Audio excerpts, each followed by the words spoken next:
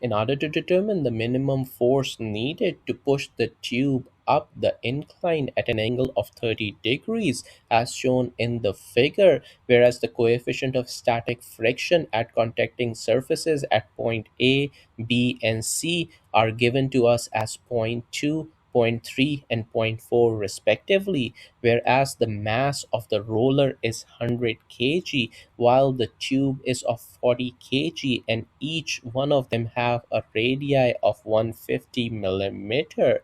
Now, in order to identify the minimum value of P that will cause our tube E to climb up the incline, we can start by developing our free body diagram. And to do that, let's first focus on the roller and list down all the external loads and the frictional forces acting on it. So to start, we have a mass of 100 kg. Multiplying it with 9.81 will convert it into weight. Next, I have an horizontal force of P going towards the right.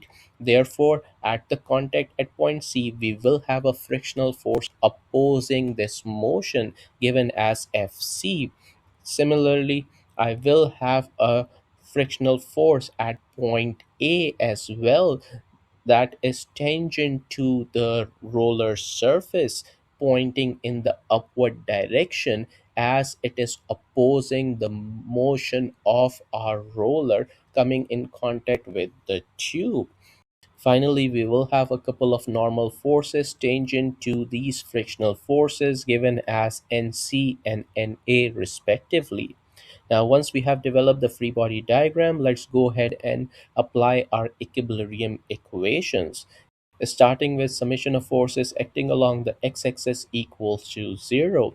Here I have my external force P that is going towards the right, that's why it's taken as positive, whereas the frictional force Fc is going towards the left, that's why it's taken as negative. Moreover, I can project NA along the x-axis by taking the cos 30 function, and it is also pointing towards the left, that's why it's taken as negative. And finally, FA, since it is tangent to the normal, projecting it along the x-axis, we have to use the sine 30 function. Adding them all together and equating them equals to 0, this is our first equilibrium equation. Next, we can go ahead and apply our summation of forces acting along the vertical y-axis equals to 0.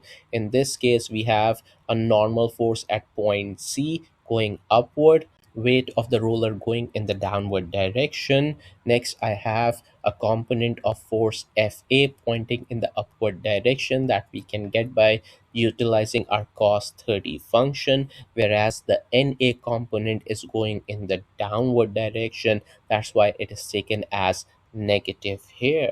Next, let's write our final equilibrium equation of summation of moment at point D equals to 0, taking counterclockwise moment as positive. Now, in this case, my force P, my force NC, my force NA, all of them are passing through the line of action of point D.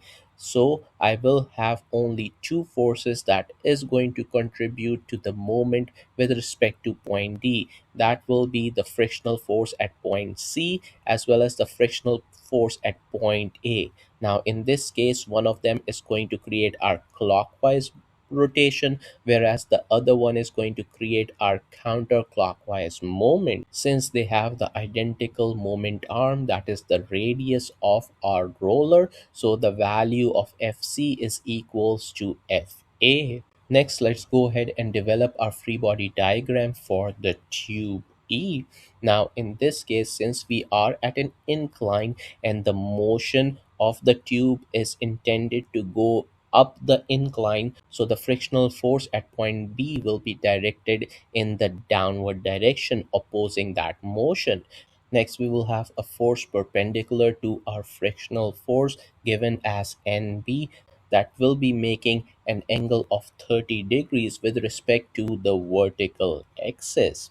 Next, the mass of the tube is 40 kg. So multiplying it with 9.81 will convert it into weight, and it will act vertically downward as shown on the free body diagram. Additionally, since this tube is making contact with the roller, so we will have our frictional force and normal force at point A as well. And these forces will be in the opposite direction as compared to our free body diagram of the roller. Since they are in contact, they will be canceling out one another. So let's go ahead and start applying our equilibrium equations, starting with summation of forces along the x-axis shown on the figure. In this case, we have NA going along the positive x-axis, whereas the FB is opposing that direction. And we also have a component of mass that we can project along the x-axis by taking the sine 30 function. Equating it equals to 0. This is our third equation. Similarly, we can do our summation of forces along the vertical y-axis and write our fourth equilibrium equation. Now, once we have both of them, our final equilibrium equation will be summation of moment. Again, I'm selecting the center of the tube as my point across which I'm writing the equation of moment, and due to that, the only forces that will be creating the moment is our force Fa and Fb, because all the other forces are passing through the line of action of that point present in the center. Simplifying, we get our value of Fa equals to Fb. Now, once we have written all of our equilibrium equation, in this case, we have five unknowns and just four expressions. So, in order to solve this system, we have to make an assumption and write our condition of slipping phenomena. Since in order for it to climb up the incline, there will be slipping happening at point of contact A. So let's assume the slipping phenomena happening at point A, and let's write our expression of Fa equals to mu times n. That is, the frictional force at point A will be equals to the coefficient of static friction times the normal force at point A. Now, in this case, we have all the five expressions. Let's go ahead and simplify them. So simplifying equation 3 by plugging in the value of Fa, that is equals to Fb in equation 3, and solving for our Na value, we got 245.25 Newton. Next, we can go ahead and plug that information back in equation 5 and solve for our Fa, that is coming as 49.05 Newton. And since Fa is equals to Fb, that is equals to Fc, so this is the frictional force at all of these contact points. Next, let's plug that information in equation 4 and solve for our NB value. So simplifying, we get the value of NB as 388.88 Newton.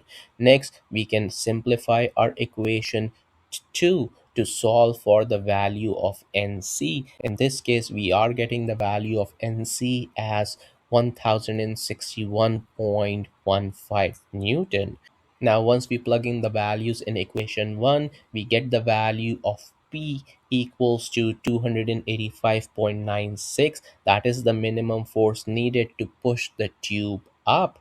However, we still need to verify our assumption of slipping. So we need to verify that there is no slipping going to take place at point C or at point B, because if that happens, our initial assumption will be incorrect that the slipping was taking place at point A. Now, in order to verify either the slipping is going to take place or not, I have to compare my value of frictional force at point B and at point C with the maximum frictional force that can happen, that is equals to mu times n. So in this case we have calculated the value of FB as 49.05, whereas the maximum frictional force is coming as 116.6 Newton. That means we are still within the limits and we won't have any slipping phenomena at point B.